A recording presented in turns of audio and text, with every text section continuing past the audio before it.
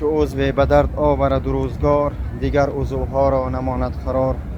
ولی دوستان مهربان، ببینید که در یک گوشه کنار تاجیکستان در وارخ عزیز که پاره قلب ماست، پاره قلب همه تاجیکستانی‌ها است، یک ناآرامی است. چقدر ما در تشویشیم. وقتی که ما میگیم شگرانه این آبادی کنه، شگرانه تنجی آبادی وطن کنه، مردم بعضیش می نویسن هر گاو میگن.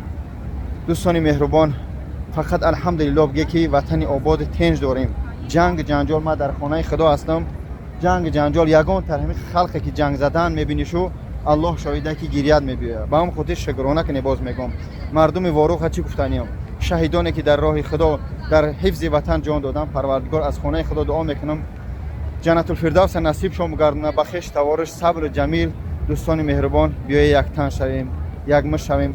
در تاریخی از دوره سامانیان تا حاضر آمدگی است که تاجیکستان با یگان دولت هیچگاه یعنی بگیم لشکر نکشیده است مگر فقط حفظ کرده وطن خچه. باز هم ما وطن خودمون حفظ کرده ایستادیم، ناموس خودمون حفظ کرده ایستادیم. اگر در کارش الله شاهده که در راه وطن جان میتیم، در کارش با واروخ میخیزیم، ما جنگ خواه نیستیم، ما فقط حفظ وطن خودمون میکنیم.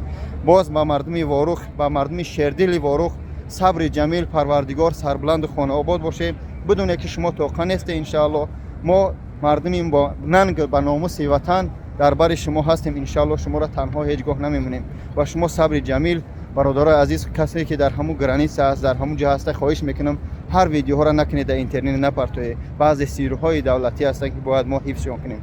خدا نگهدار. صبر جمیل از خانه شما به شما میخوام. السلام علیکم و رحمت الله.